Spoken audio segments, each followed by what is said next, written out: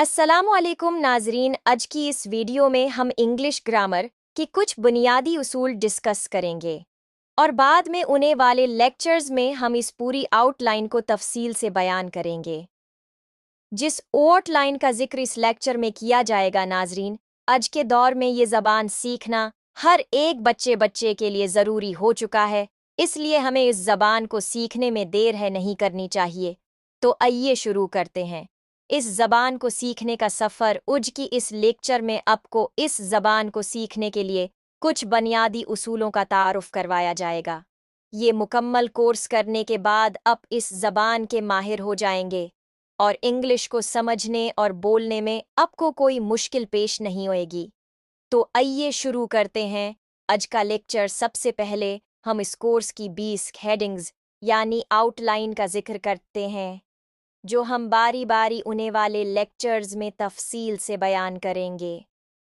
सबसे पहले नंबर पे जो लेक्चर दिया जाएगा वो इंग्लिश अल्फ़ाबेट्स का।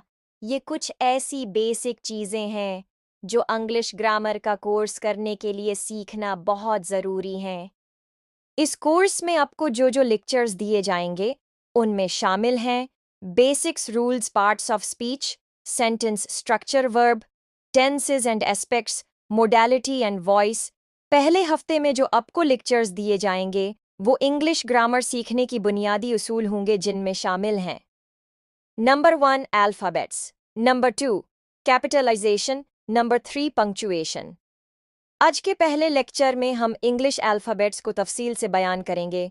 उनकी कितनी अक़साम होती हैं, कौन से अल्फ़ाबेट्स को क्या नाम दिया जाता है। सबसे पहले हम बयान करते हैं अपर केस अल्फ़ाबेट्स। ऐसे तमाम इंग्लिश अल्फ़ाबेट्स जो बड़े करके लिखे जाते हैं या जिनको हम कैपिटल अल्फ़ाबेट्स कहते हैं, उनको नाम दिया जाता है अपर केस अल्फ़ाबेट्स का, और जो छोटी ABC होती है उसको नाम दिया जाता है लोअर केस अल्फ़ाबेट्स का। तीसरी अक़साम है वावल अल्फ़ाबेट। तमाम अल्फ़ाबेट्स में से मखसूस 5 अल्फ़ाबेट्स को वावल्स अल्फ़ाबेट्स कहा जाता है, जो कि आपके सामने दिखाए गए हैं।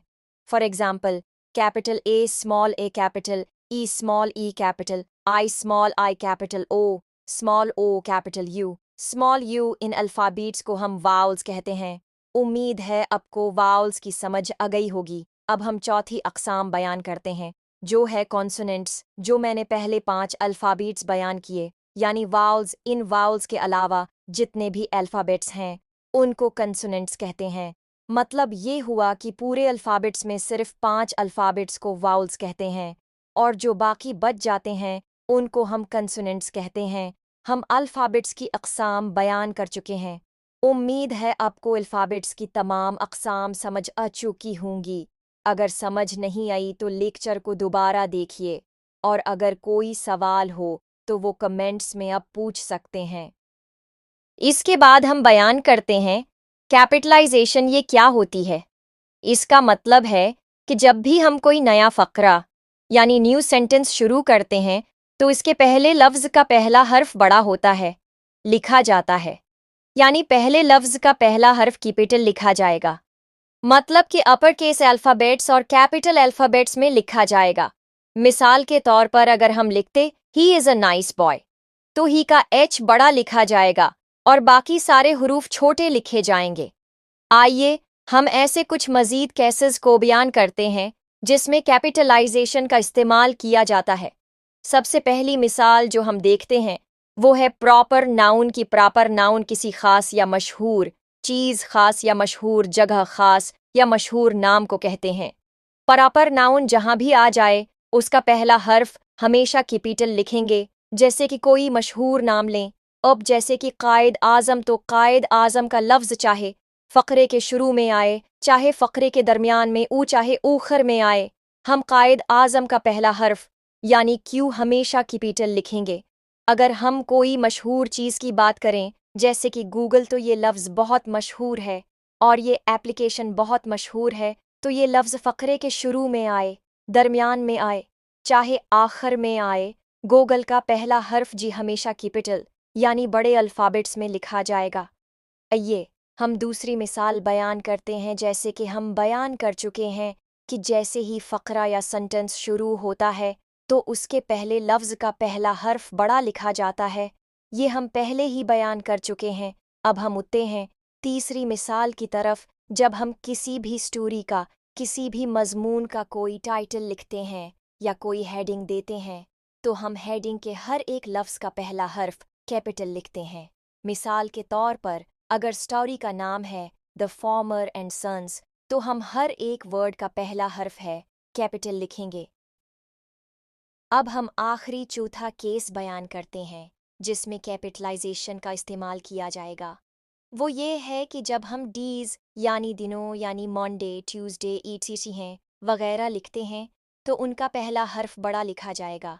या फिर जब हम महीनों का जिक्र करते हैं जैसा कि जनवरी, फरवरी, एटसेटी, तो उनका पहला हर्फ बड़ा लिखा जाएगा यानी कैपिटल लिखा जाएगा। और एक बात जहन में ज़रूर रखिए कि ये डेज़ एंड मंथ्स चाहे फ़क़रे के शुरू में आएं, चाहे दरमियान में आएं, चाहे आखिर में, उनका पहला हर्फ हमेशा कैपिटल लिखा जाएगा। अब हम पांचवा केस बयान करते हैं। जब भी किसी ज़बान का जिक्र आए, यानी कि इंग्लिश, उर्दू, जापानीज़, तो उसका पहला हर्फ यानी लेटर कैपिटल होगा, लिखा जाएगा।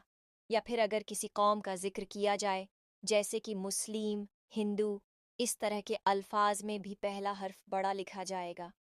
उम्मीद है आपको कैपिटलाइजेशन की तमाम मिसालें, यानी वो तमाम केसेस जिनमें कैपिटलाइजेशन का इस्तेमाल होता है, समझ आ गई होंगी। अगर आपको अभी भी थोड़ी बहुत समझ नहीं आई, तो आप लेक्चर दोबारा सुन सकते हैं। और अगर कोई सवाल है तो कमेंट में पूछ सकते हैं। अगले लेक्चर में हम बयान करेंगे प्रोनंसिएशन एंड आईटीईस रूल्स। हमारी अगली वीडियो देखने के लिए हमारा चैनल सब्सक्राइब करें और हमारी वीडियो लाइक करें। तब तक के लिए खुदा हाफिज़।